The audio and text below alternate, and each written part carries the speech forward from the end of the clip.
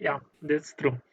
In a research paper by Pfau and Jeremy Cooper named the Yin and Yang of retirement income philosophies, they introduced the concept of safety first principle versus the safe withdrawal rate, which works more like a probability based approach.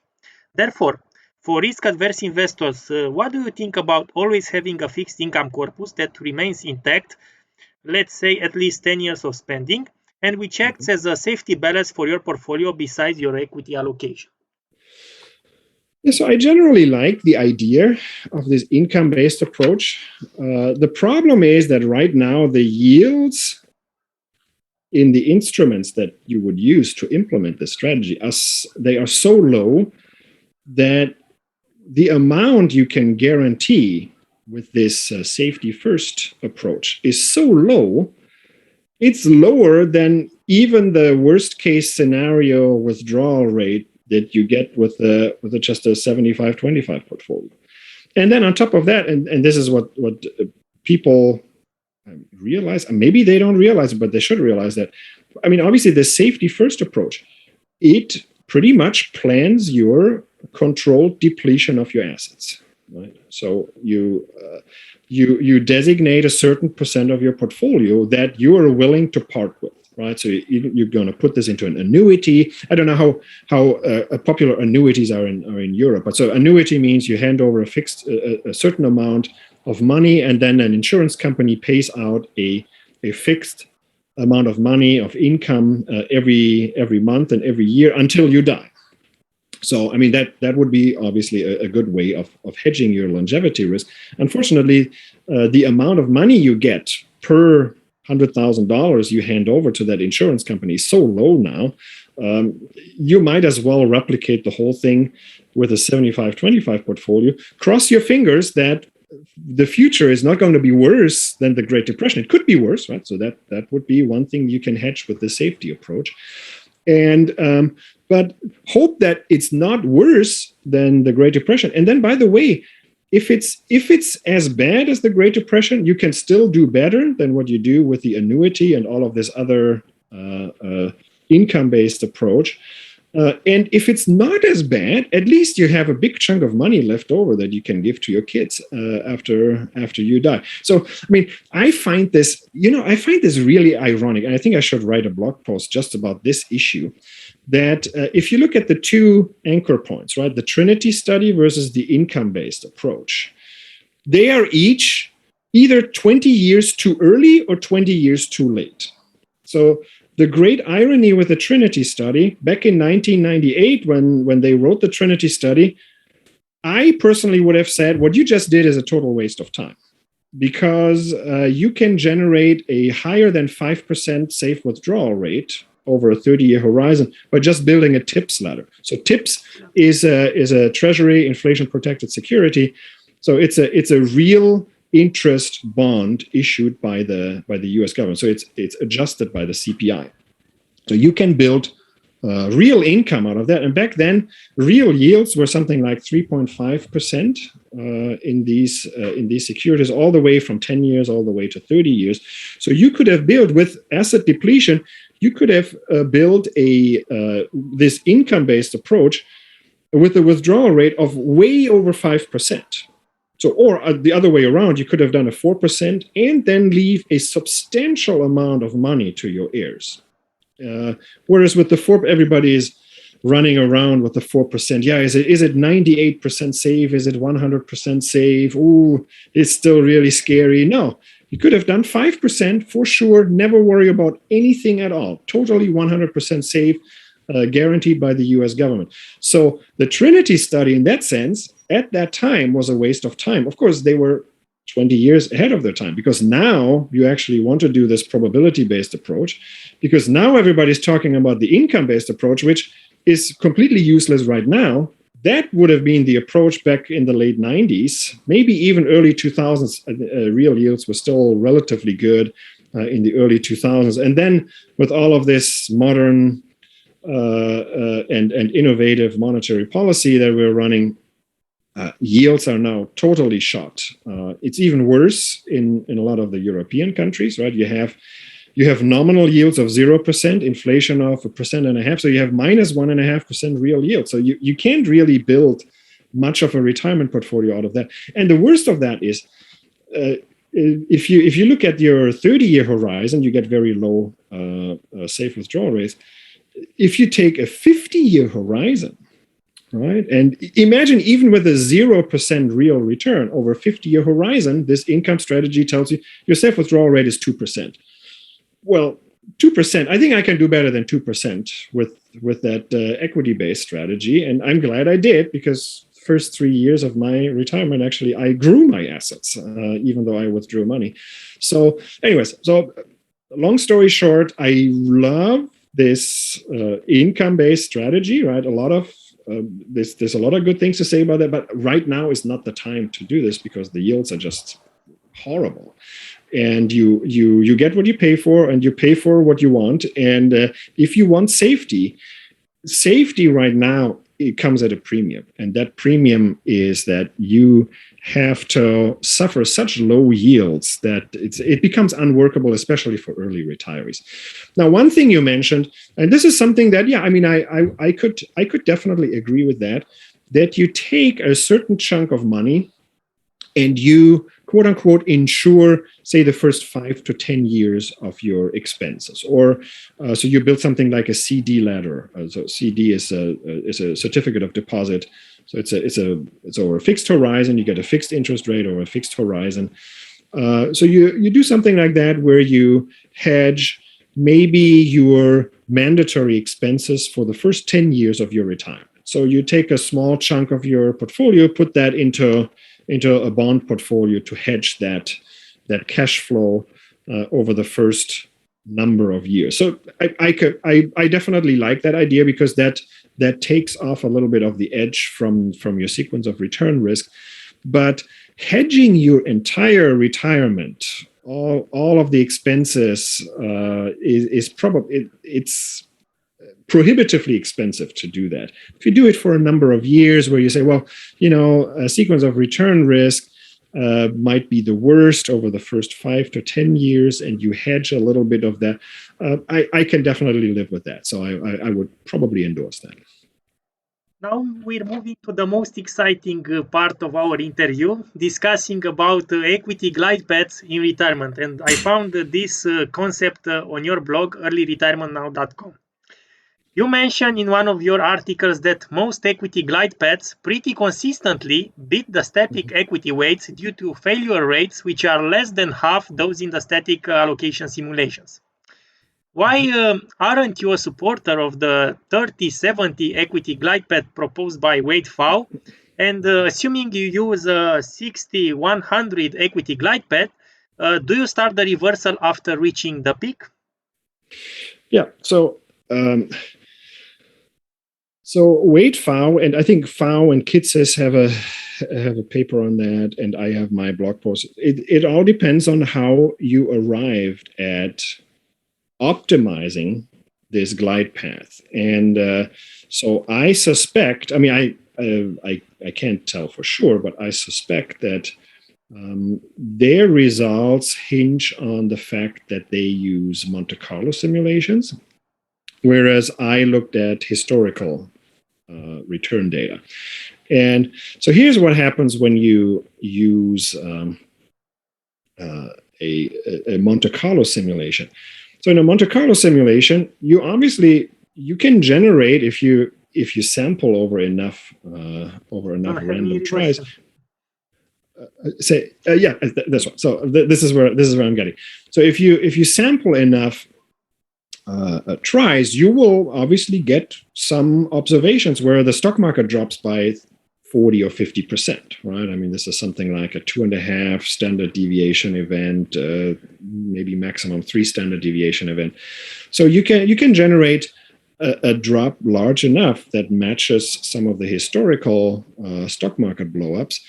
But unfortunately, what you cannot very easily generate is the subsequent recovery also being extremely strong. So whereas in a Monte Carlo simulation, what you normally get is stock market drops, and then after that you still get only your something like 7 or 8% annualized return after that. So you can never imitate anything that we got, say, after the pandemic crisis, right? I mean, we are now up 100% since the trough in the pandemic crisis after a little bit more than a year. I believe if you go from the trough during the global financial crisis, which was in early March, the S&P dropped to below 700 points. And if you go the exact 365 days after that, I think you had something like a plus 70%. So you will never replicate that with the Monte Carlo simulation. So you never get this boost in returns during the recovery. And so because of that, obviously you can't afford to have a very high equity portion at the beginning of your retirement because, well, if you lose 50%, you'll be stuck down there and it's going to take you years and years and years to work out of that.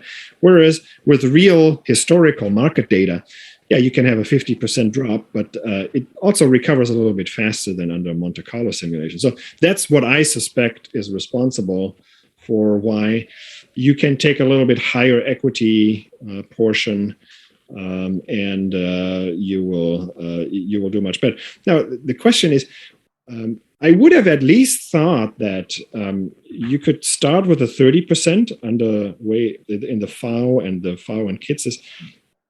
But at least you would think that from the 30%, you go all the way back to 100%, because even with the Monte Carlo simulation, at the back end, you will probably be better off with a much higher equity portion later in retirement. And I don't know why they never reached the 100%, whether this is something we constrain that, right? If you start at 30, you can go only to 70. So there's a 40% gap built in, and that's the maximum you can get. So you can never get all the way to the 100%. So I can't speak to them, but I would have expected that in a Monte Carlo simulation, you would also end up with 100% as the optimal glide path endpoint. But again, I can't speak for their research. I have not done the post-retirement glide path with Monte Carlo. I only did it with my historical simulations.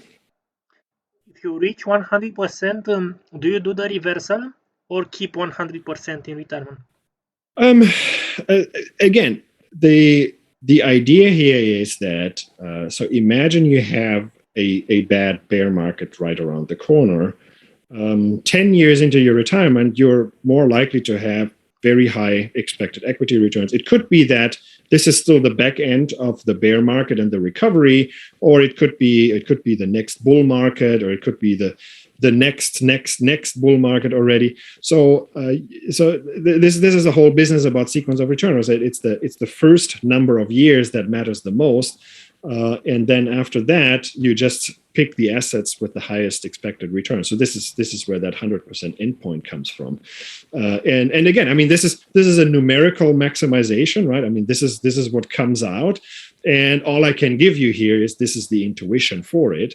Now I'm not saying that you should do exactly that. So imagine you start with your glide path and you're at 80%, 20%, and you see that you made it, right? So you're a number of years into your retirement, and why do I want to go to 100% equities, right? I made it, right? Why do I want to take more risk than I need to? I have enough money. I don't need to go to 100%. So, I mean, I totally agree that you could, quote unquote, reoptimize your retirement at that point and then say, well, you know what, I'm not going to go to 100%. I'm just going to stay here. So it goes back to the same quote, right? If you won the game, why keep gambling? So the 100%, that is for the people that are, quote unquote, desperate, right? That after 10 years, their portfolio is depleted. The equity market is really beaten down, really cheap. And you could argue that, well, now is a good time to be 100% equities, right? Because you just have to roll the dice and say, now you do 100% equities because you want to recapture all of the losses and double down now. And so at least in the simulation, that's how it worked out the best. You would capture most of the maximum amount of that equity market recovery that way. Doesn't mean that everybody has to do it. Or so, for example, if you find yourself that many years into your glide path and you see, hey, I mean, my portfolio looks good, I'm withdrawing actually less percentage-wise than what I started with, why do I want to go 100%? Or maybe people say, well, now I do 100% because now I want to build a legacy. So I want to have so much money left over, and then I donate it to a university or a charity, and then they're going to name a building after me, right? So whatever motivates you in retirement, or they somebody names a bridge or a freeway after me because I had so much money that I could donate in the end, that my name will live in eternity or almost eternity. But again, for most people, yeah, I mean, if you won the game, why gamble? You might as well you start at 60-40, you get to 75-25, and you say, well, you know what? 75-25 is a pretty good long-term static asset allocation. Portfolio looks okay. I'm already so many years in retirement, don't have to fear anything. I'll just stick with it, 75-25. I think even Larry Sudrow says that if you have enough money that you are happy, you can reduce your equity asset allocation and enjoy your life. Right. Now, in their paper named Reducing Retirement Risk with a Rising Equity Glide Path, Professor Wade Pfau and Michael Kitches consider that given that in other scenarios markets perform well in the early years, a more optimal glide path approach might make a glide path adjustment based not on time-based triggers but valuation-based triggers, allowing equity exposure to increase as stocks get cheaper, but also allowing exposure to remain the same or even decline if stock prices are rising. Would you use a glide path in retirement despite how the market performs, or keep a static asset allocation until the market goes south? No, I mean I agree, and this goes back again to that comment I made before, right? I mean, you can do some sort of tactical asset allocation twists in your portfolio, and you will probably do a little bit better because, again, you look at equity market valuations, bond market valuations. Why you can use it two ways, right? One is the safe withdrawal rate itself, and one is the asset allocation. And I agree that the glide path could also be done with that asset allocation twist on top of that. And yeah, I totally agree. Now the nice thing about doing that very passive hands-off glide path is that there's only one way of doing it that way, whereas there's a million different ways of tweaking it if you do that tactical path. So yeah, I mean, definitely as the first try, I did that completely what I called a passive glide path. I did a little bit. It's not the full active valuation-based glide path, but obviously I did also a little bit of an active twist where I said, well, you do the glide path, but the start of the glide path and whether you increase your equity weight or not is also dependent on how your portfolio has performed, right? So, and you can maybe tweak out a little bit of extra performance out of that, but maybe not everybody can follow that, right? The more complexity you put in, the more ways there are for people to get it wrong, and so some of these glide path strategies, it might take a little bit of discipline to actually do this, right? Because it means that so for example, the stock market dropped, and the stock market dropped a lot, right? And now you do a glide path. So not only, I mean, you could obviously argue that what happens in practice along this glide path is that you take money out of your bond portfolio, right? So you use your bond portfolio to consume, and you keep your equity portfolio alone. But it could also mean that you withdraw additional bonds and invest them into the stock market, right? Which is what would happen if along this glide path is if the equity blow up is big enough. But the average retiree, do they have the stomach to do that? In 2009, the stock market keeps dropping and dropping and dropping, and the bond market keeps going up.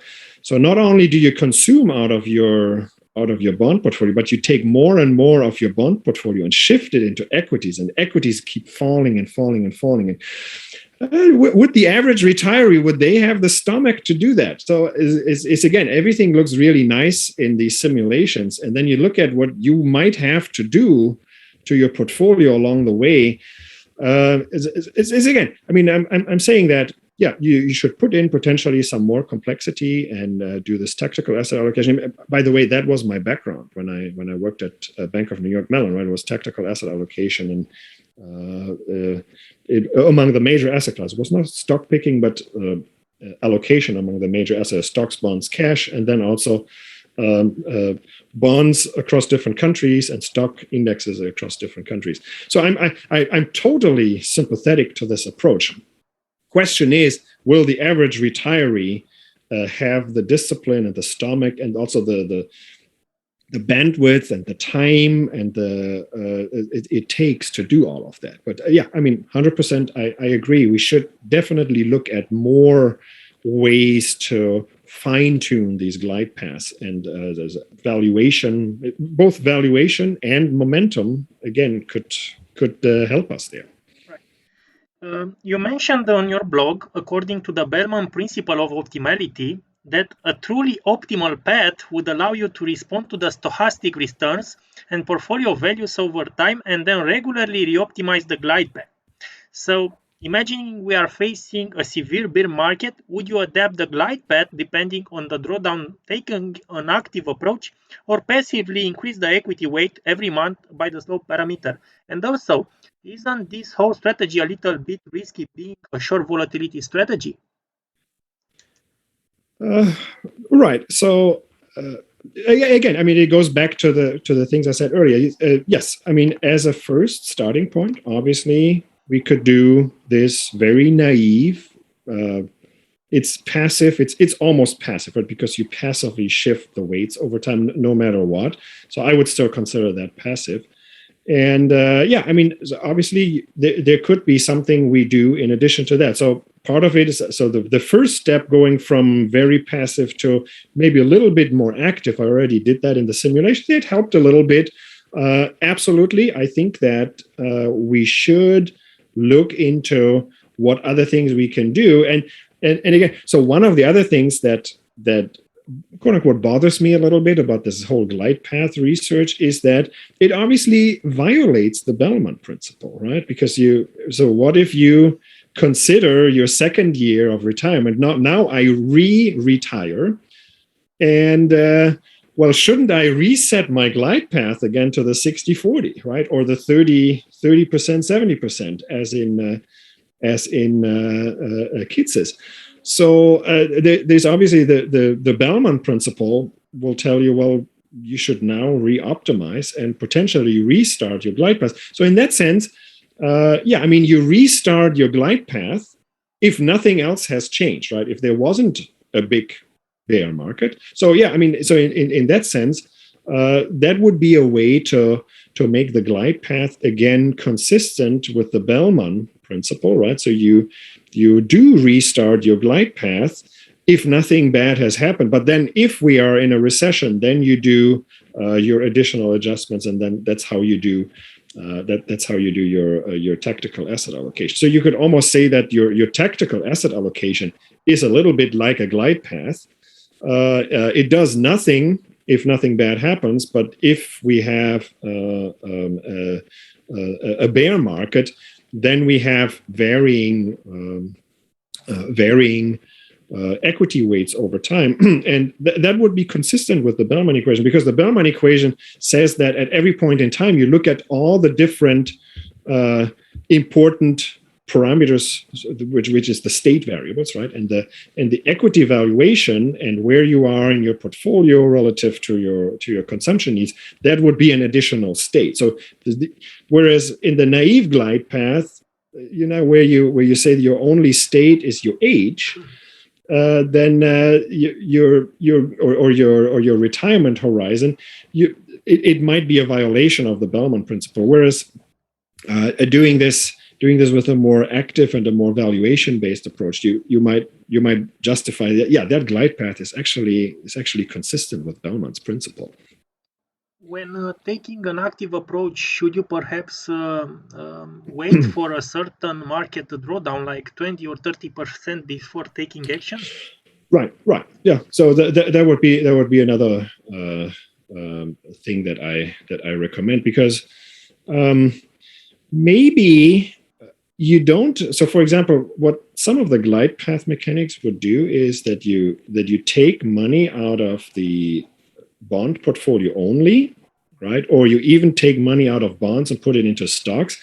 Maybe you don't want to do that yet when the market still hasn't dropped very much. Maybe you still want to withdraw some of your equities while they're still high, right? And then only when they drop enough, that's when you stop withdrawing from equities. And then same on the way back up, right? So yes, yeah, I totally agree that. And then again, there are a million different ways of tweaking this glide path, and haven't done all of the different variations yet. But yeah, I mean that would be one good starting point too. Yeah.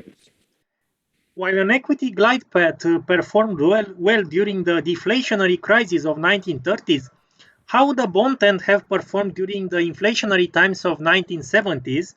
Also, what kind of alternatives do you have for managing sequence of return risk during inflationary times in retirement? And do you find gold, managed futures, or other precious metals such as silver or platinum useful for serving this purpose? Yeah, so obviously the glide path would. So first of all, the glide path works because you early on you have more weight to a diversifying asset, right? That doesn't drop quite as much as the equity market. So bonds were less of a diversifier during the inflationary period in the 1970s, early 80s, and that's 100% true. Now, what makes bonds such a great diversifier during the Great Depression is not only, so every dollar that you don't have in the stock market that you have in the bond market, not only does that dollar not drop, but it actually went up in value, right? Because you have a deflationary recession like the 1930s, as well as most other recessions after the 1970s, right? The 2000, 2008, 2001 and 2008, 9, and then 2020, we each had a rally in bonds and a drop in the stock market. So they work beautifully. Now, that said, it's enough already, even if bonds drop, as long as they don't drop as much as the stock market, you have a little bit of a benefit of not having 100% in stocks, right? So if the stock market drops by 40% and bonds drop by only, quote unquote, 15% or 20%, that's already an improvement over having 100% in the stock market. So a little bit of that happened during the 1970s. So granted, bonds were not quite as good a diversifier, but then also the stock market drop during the 70s and 80s was not quite as severe as during the Great Depression. So that helped a little bit. So bonds were less of a diversifier, but stocks didn't quite need as much diversification as during some of the earlier blow-ups. So yes, so basically this bond tent, this glide path didn't work quite as well as it would have during the Great Depression, but it still worked somewhat. And so that's enough to make it worthwhile. Now, the other question, and I think this is a very timely question, because bonds, obviously, a lot of people are hesitant to invest in bonds these days, right? Because bonds have such low yields, especially in Europe, right? You look at Germany or Switzerland, you have zero yields, sometimes even negative yields in nominal terms. So why would you invest in bonds? It's not much of a diversifier. So I can understand that people are rushing to some other assets. So gold would be a good alternative, right? So gold at least has a over the long run has a positive expected return above inflation. And then it also has the property that it is a good diversifier during recessions. And some people argue that, well, maybe the next recession is going to look more like the 70s and 80s, right? We're going to have a re-normalization of bond yields, right? What if bond yields go back up to 5, 6, 7% again, right? And you're holding these 10-year bonds at 1.3% today, 30-year bonds at 1.9%. If all of these yields go up back to 5, 6, 7%, and then on top of that, so we have an inflationary shock where the Fed has to raise interest rates to fight inflation. It sinks the stock market and it sinks the bond market. Well, at least with gold, right? Inflation shocks are usually good for gold prices. Yeah, I agree. I mean, gold sounds like a good diversifier. I did some simulations in my series. I think part 34. I looked at gold, and indeed, it has had very good diversification. There is a little bit of a caveat in the U.S., and some people outside of the U.S. probably don't even know that. Between the 30s and I think the 1970s, private citizens were actually not allowed to own gold. So gold was, quote unquote, called back by the federal government, and you could not hold gold bars. So there was actually a period where you had a gold price, but the gold price was not really something that you could buy and sell at as a private citizen. So there's that little bit of a caveat, but it turns out that gold was a good hedge against the big stock market drops during the times when, again, private citizens were again allowed to hold gold. So, for example, gold did okay in 2020. Gold did also very well in during the global financial crisis. So I think it could be a good alternative if you can't stomach forking over premium money for U.S. treasuries and they yield only 1.3% for the 10-year or 1.9% for the 30-year. Some of the other things you mentioned, managed futures. That's who does manage futures as a retail investor? It's something that I'm familiar with when I was working in the industry. Are there ETFs that are offered? There was an ETF from JP Morgan, but it closed because it has low asset under management. And unfortunately, I haven't found in UCITS format such instruments here in Romania. So managed futures was all the rage maybe 10 to 15 years ago. They had very good returns during the global financial crisis. So they're a very good diversifier of that risk because very often they follow momentum strategies, and momentum worked relatively well during the global financial crisis. And managed futures, I mean, we were looking now at the hedge funds, right? So you can get exposure to managed futures through hedge funds, or you can build it yourself, which probably is not sustainable, is not feasible for retail investors. But there are a lot of hedge funds that do that. And the returns have been a little bit meager recently. But managed futures is probably too exotic for most people. Yeah, I mean, I would argue that if you want to hedge against, go ahead. If you had access to them, they have positive expected return as compared to gold, which only slightly above zero. Slightly above zero, yeah. I mean, maybe you build your own little strategy with. So a problem is so this is managed futures. So some other people say, well, why not commodities, right? Which is also done through futures. If you buy an ETF that does commodities, it's not really managed. It's mostly unmanaged futures because, say, if you buy an oil or copper or any kind of commodity ETF, it's not really managed because it's very passive. So they roll futures contracts. I mean, that would also hedge against inflation. There's usually a bit of a caveat here because there's usually very high expense ratios, and the futures contracts can't always perfectly replicate the spot price. So if you think that, well, obviously all of the commodities, whether it's oil or copper or zinc, or some other exotic like pigs. You can buy hogs, right? So the spot price for all of these, or grain or corn, all of this should go up with inflation, but unfortunately the futures returns very often lag behind the spot returns, and that has to do with some of some of these contracts. They have a so-called contango problem, so where you constantly lose on rolling your futures contracts. So it's very unpleasant. There's some very unpleasant features going on there. So it sounds like a nice diversifier for your portfolio to dabble a little bit in some of these commodity ETFs. In practice, they have had a little bit disappointing returns. But yeah, I mean, I would probably go with real estate, right? Real estate is going to be a hedge against inflation. Has a little bit of imperfect correlation with the stock market.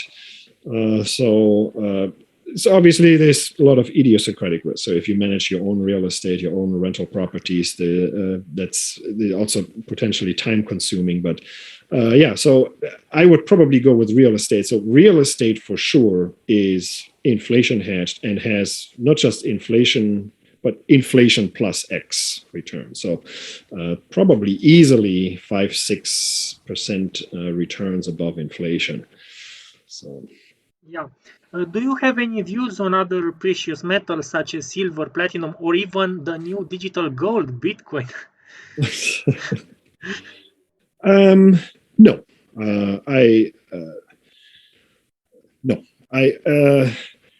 I simulated my safe withdrawal rate series with the returns because I had gold returns going all the way back. Again, subject to that little bit of the constraint that retail investors in the US don't have access to gold. It's very hard to get any kind of other commodity return series that go back long enough. And Bitcoin doesn't go back long enough either. Bitcoin, yeah, I understand the appeal. It's a digital currency, and it's a digital store of value, right? So it has that in common with gold. I don't quite see the business case for Bitcoin as a currency itself. So, I mean, if you look at all of the transactions that are performed in US dollars, right? Cash transaction, then electronic transfer, right? So I pay from my checking account, I pay a credit card bill, or I pay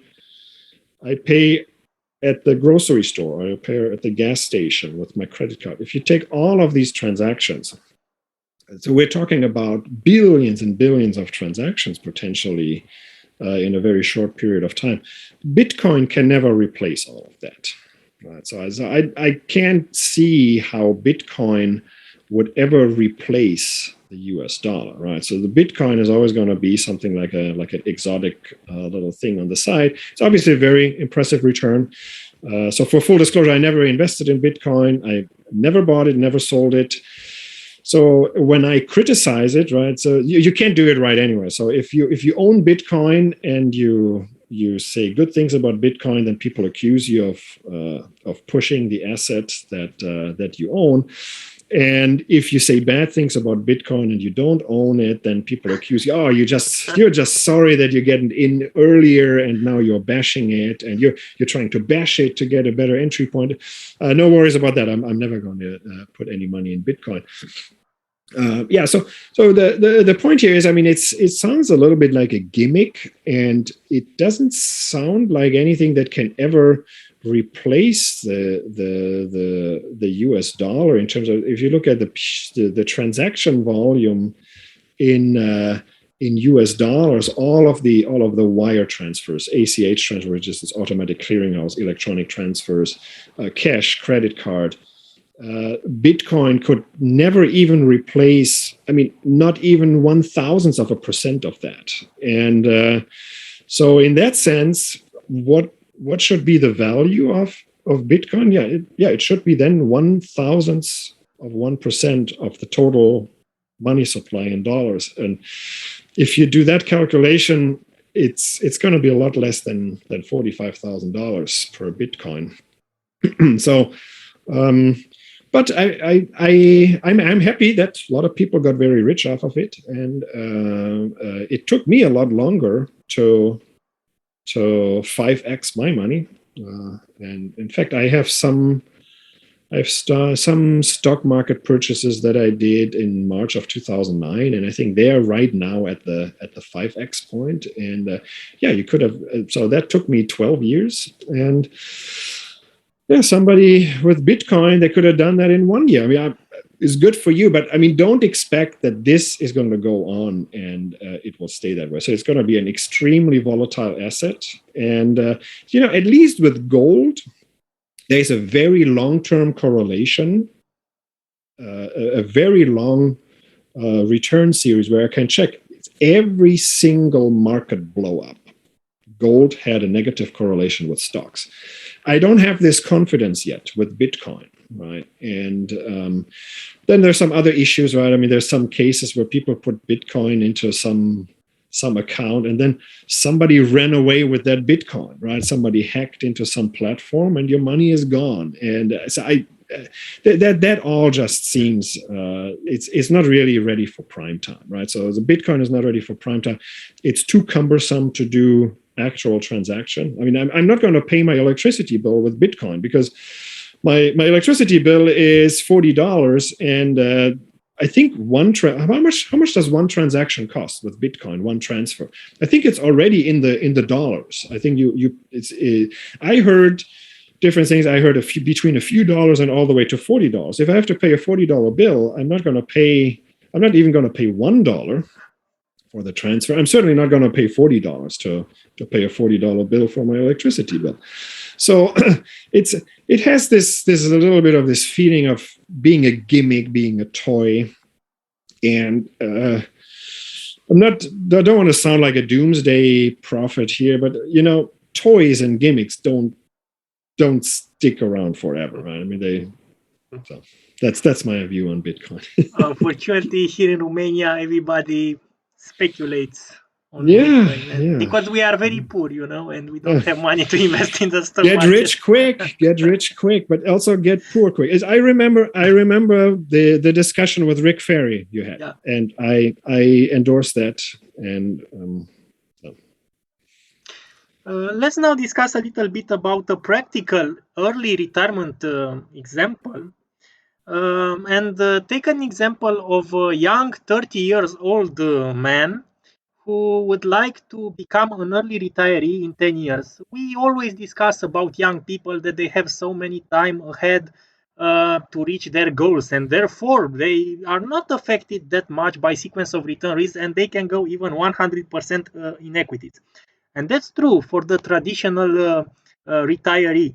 But for someone who is an early retiree, and let's say that he has already accumulated 200x nest egg of monthly savings with only a few years until early retirement, maybe 5 or 10, and now he discovers that the markets are so overvalued, like you said, based on the Shiller Cape indicator, maybe that young man thinks that, okay, I might very soon be impacted by sequence of return risk. And also, after these 10 years, when of course he might continue to increase his equity allocation from his monthly cash flows, but doesn't want to put all his money all in right now in the markets. Although Vanguard would say in 2/3 of cases, lump sum beats DCA. Yeah, but that's on average. So this doesn't take into account the fat tails in your distribution. And when you have only a few years in late accumulation, and then you begin your early retirement, you will be impacted by sequence of return risk in both sides.